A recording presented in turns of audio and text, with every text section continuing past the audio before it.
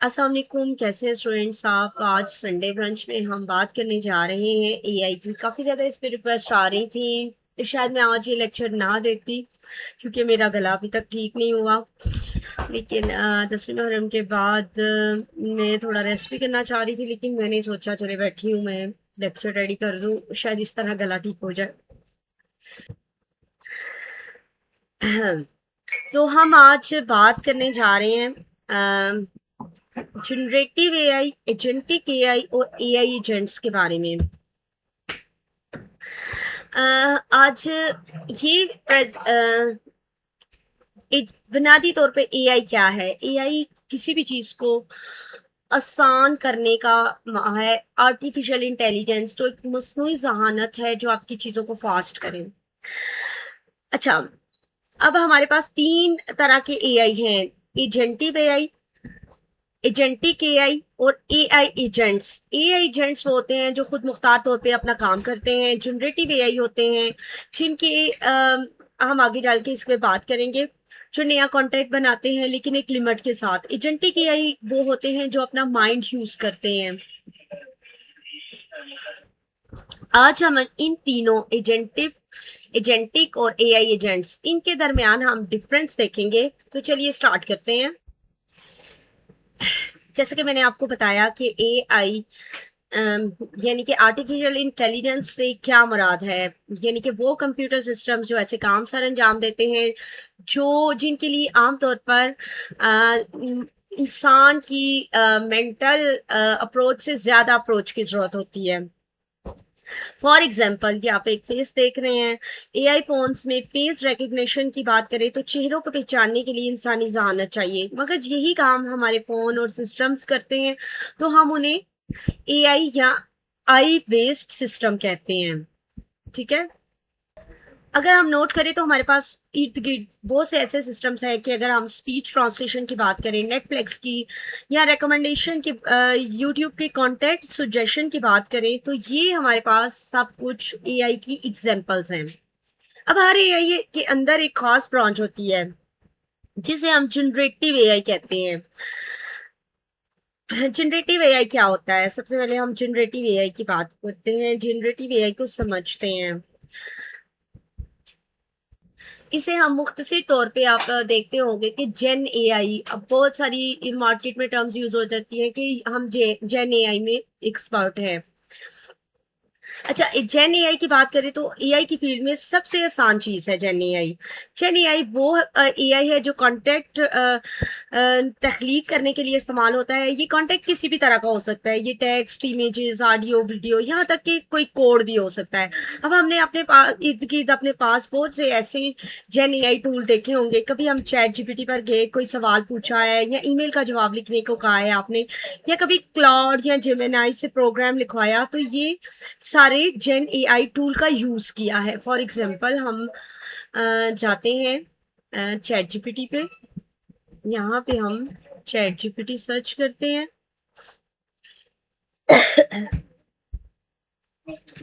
हम इससे कुछ भी पूछते हैं, what is the colour of sky in actual. ये हमने क्या यूज किया है? जेन एआई का। अब इसने हमें डिटेल में बताया है sky doesn't actually have fixed colour, it appears a blue most of the time, why it's look blue, ये क्यों होता है? इसने हमें डिटेल एक आंसर बता दिया है। ये काम है जनरेटिव एआई का कि उसने हमें बताया है कि किस तरह से हमारा आसमान का कलर ब्लू है। अब ये क्या करता है, हम इससे क्या क्या करवा सकते हैं? ये इसका बुनियादी मकसद कॉन्टेक्ट की वो तहलीक है। जैसे एक एआई प्रॉपर टूल है जो हमें प्रॉपर जवाब देता है। हमने इससे सवाल पूछा, इसने हमें जवाब दिया। अब ये हमें एक स्ट्रक्चर बेस्ड जवाब देता है, हर चीज एक मैनेज्ड होती है। अब ये जनरेटिव एआई सिस्टम में ये काम कौन करता है? लार्ज लर्निंग मॉडल या एलएलएम। ये एलएलएम की तरह लार्ज लर्निंग मॉडल के तौर पे काम करते हैं। ये ऑपरेशन के पीछे का दिमाग है, यानी कि लार्ज लैंग्वेज मॉडल जो है इस ऑपरेशन के पीछे का दिमाग है। ठीक है। हम जेन एआई टूल्स की बात करें या एजेंटिक आई टूल्स की, इन सब के पीछे एलएलएम्स होते हैं। ये मशीन लर्निंग या डीप लर्निंग मॉडल होते हैं जो इंटरनेट पे मौजूद डाटा की बड़ी मिकदार पर ट्रेंड किए जाते हैं, जैसे ChatGPT, Claude, Gemini, Llama, इसकी जो हैं वो एग्जांपल्स हैं। फॉर एग्जाम्पल, अगर मैं किसी भी जेन एआई मॉडल से पूछूं क्या गोल्ड में सरमायाकारी करना एक अच्छा सरमायाकारी करता है क्या गोल्ड, अभी हम इससे पूछते हैं क्या गोल्ड एक अच्छी, हम चाहे किसी भी लैंग्वेज में पूछ सकते हैं, सरमायाकारी है। अभी हम ये इससे पूछते हैं तो अब ये जो हमें जवाब देगा, सॉरी मैं पानी पी लूं। अभी इसने जो आपको जवाब दिया है वो है अपनी ट्रेनिंग की बेस पे इसने जवाब दिया है। अब ये क्या करता है, जैसे ही हमने इसे सवाल पूछा, इसने अपने एलएलएम को एक्टिव किया। एलएलएम के पीछे वो जवाब डिफरेंट वेबसाइट से लेके आया। अब ये अपने ट्रेनिंग डाटा की बिना पर जवाब दे रहा है जो उसे ट्रेन किया गया है, जिसमें तारीखी हकायक, कुछ फीसद सरमायाकारी के मशवरे वगैरह की वेबसाइट से इसने लिया है। जेन एआई का काम बस यहीं पे खत्म हो जाता है जहां कंटेंट की जनरेशन पूरी होती है। इसलिए जनरेटिव एआई टूल रिएक्टिव होते हैं। आपने एक्शन किया, उसने रिएक्शन कर दिया। इनके अंदर ऑटोमनी कम होती है, यानी खुद मुख्तारी इनके अंदर कम होती है। ये खुद से नहीं सोचते हैं। इसे हमने पूछा है, इसने डिफरेंट जगह से सोच के जवाब दे दिया है। और इनकी एक नॉलेज किट की एक डेट होती है, यानी उससे जिस डेटा पे ट्रेन किया जाता है वो एक खास डेट का होता है। जैसे चैट जीपीटी 5 की एग्जांपल लें तो इसकी कट ऑफ डेट जो थी वो सितंबर 2024 थी। इसके बाद का डेटा उसके पास बराह रास्त नहीं होता। ठीक हो गया। ये नहीं कि आप इससे पूछेंगे कि आज मुहर्रम की कौन सी तारीख है तो ये आपको नहीं बता पाएगा, क्योंकि उसके पास वो डाटा है ही नहीं, ये बैक से चल रहा है। लेकिन आप इससे कुछ ऐसे सवाल करेंगे जो कि नॉलेज बेस हो तो ये जवाब देगा। इसे कहते हैं जेन एआई, यानी कि जनरेटिव एआई। अब इसमें मैं मजीद थोड़ा सा डिस्कस करूं। फॉर एग्जाम्पल, मैं इसे कहती हूँ, कोई काम करने को कहती हूँ, जैसे कि मैं इसे कहती हूँ जैसे ही गोल्ड की कीमत 10,000 रुपए फी ग्राम के नीचे चली जाए। अब मैं इसे पूछती हूँ, अभी मैंने इससे पूछा है कि जैसे ही गोल्ड की कीमत 10,000 फी ग्राम से नीचे चली जाती है तो मुझे ना ऐसा करो, ईमेल कर देना। अब देखें इसका जवाब क्या आता है।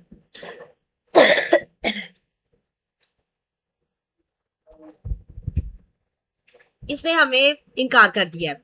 इसने कहा है कि मैं ये काम नहीं कर सकता ऑटोमेटिकली। क्यों नहीं कर सकता? क्योंकि ये जेन एआई है। अब ये जेन एआई टूल पता क्या करता है, पहले से छोटे छोटे एक्शंस, अब हम इसे कोई बड़ा एक्शन परफॉर्म करने को कहते हैं तो ये उस एक्शन को छोटे छोटे रिएक्शंस में चेंज करता है, फिर इनको इंडिविजुअल एक्शंस को मुकम्मल करता है। अब क्या कर सकता है, ये हमें मसले का हल देगा कि आप फला फला ऐप पे चले जाओ और फिर इस तरह से करो। लेकिन अगर हम एजेंटिक एआई की बात करें, इन फ्यूचर में जाके हम करते हैं तो ये सारे काम कर सकता है, लेकिन कैसे वो हम आपको बाद में बताती हूँ मैं।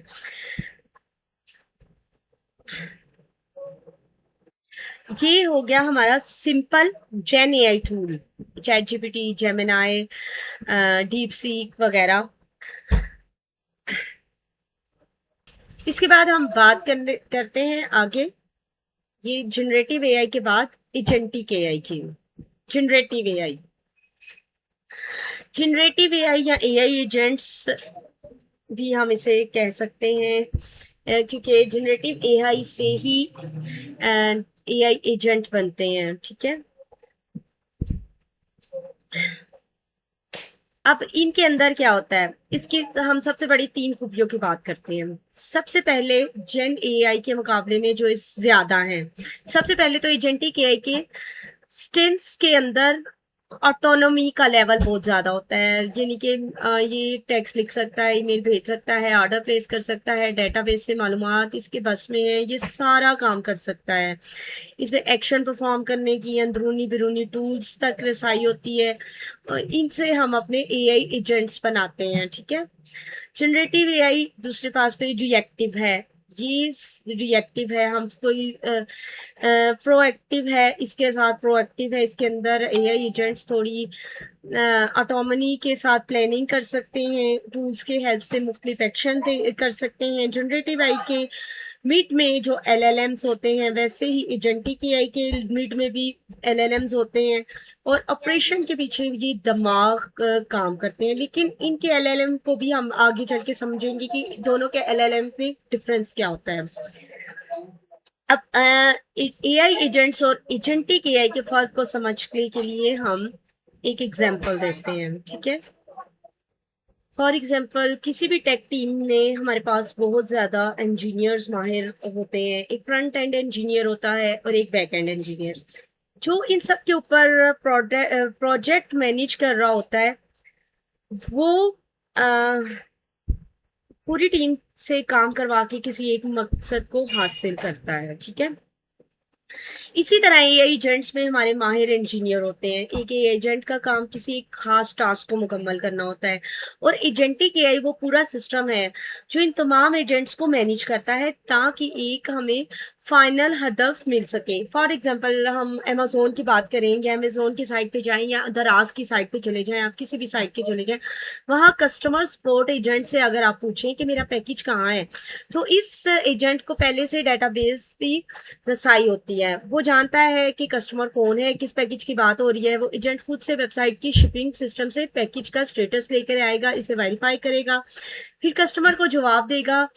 इस एजेंट ने मुख्तलिफ एक्शंस किए, अब टूल्स का यूज किया, ये सब खुदकार तरीके से होता है। जेन एआई टूल्स जैसे चैट जीपीटी में, आपको चैट जीपीटी पे जाके ये नहीं कह सकते कि मेरा ये पार्सल है तो ये कहाँ पे है। ये आप एजेंटिक एआई इस तरह से काम करते हैं। आप किसी साइट पे एजेंटिक एआई टूल्स लॉन्च कर ले, अपना चैटबॉट बना ले, तो वो उसके पीछे जो एलएलएम्स होते हैं उनको ये पता होता है कि कस्टमर का डाटा कौन सा है, उसको हमने किस तरह से रिप्लाई करना है। ये हमें जनरल इंफॉर्मेशन देते हैं जनरेटिव एआई, जबकि एजेंटिक एआई हमें टू द पॉइंट इंफॉर्मेशन देते हैं। यहाँ तक आपका मेरा ख्याल है कि फर्क वाजिया हो गया होगा। अब हम चलते हैं आगे। एआई एजेंट्स के बाद, जैसे पहले आपको बताया कि जनरेटिव एआई जो होते हैं वो चीज़ों को जनरेट करके देते हैं, एजेंटिक एआई दिमाग से सोचते हैं। एजेंटिक से आगे हम यहाँ पे अगर देखें कि एजेंटिक एआई बड़े मकासद के लिए होते हैं। एक से ज़्यादा एजेंट्स जो हैं वो टीम की तरह पे काम करते हैं। मल्टीपल रिसोर्स को छोटे छोटे पीसेस में हर टास्क को यूज करते हैं।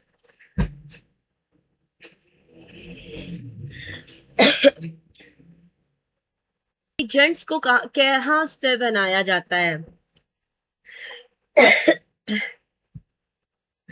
एजेंट्स बनाने के लिए जैसे कि मार्केट में बहुत से टूल्स हैं।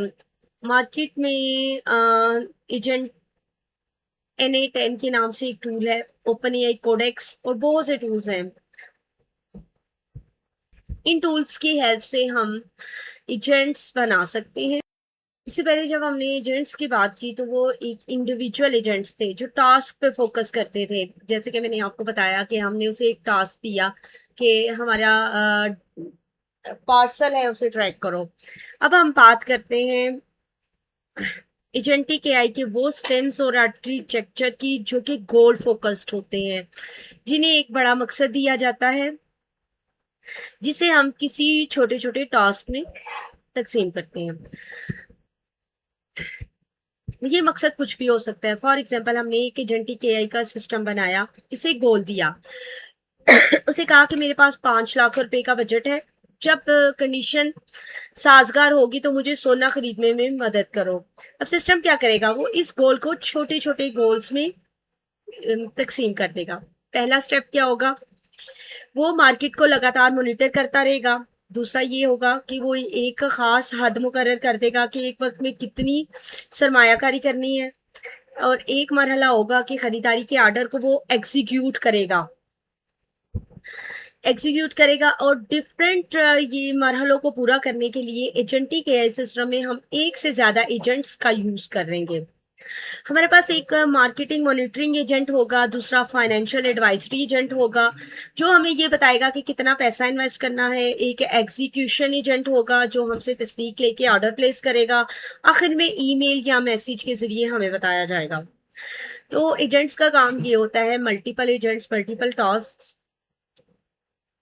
अब इसमें देख रहे हैं आपके जो इंसान है उसकी इंसानी मदाखलत कम से कम है। अगर यहाँ पे एक ह्यूमन इन्वॉल्व होते तो आपको कितने ह्यूमंस को इस मकसद के लिए हायर करना पड़ता, जो कि सिस्टम भी मॉनिटर करे, जो खरीदारी आपको तस्दीक भी करके दे। आपका हर टाइम हर बंदा हर टाइम हर वक्त एक्टिव नहीं रह सकता, इसलिए एजेंटिक एआई ने इस चीज को आसान कर दिया।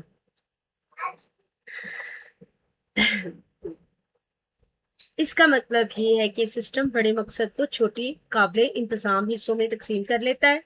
एजेंटिक एआई बनाने के लिए मॉडल में मैंने आपको बताया था पहले भी कि जो NA10 और इसके अलावा कोडेक्स वगैरह हैं, उसके साथ साथ जो फ्रेमवर्क यूज होते हैं वो ऑटोजेन है, क्रू एआई है, लैंग ग्राफ है और इस तरह के देगर होते हैं।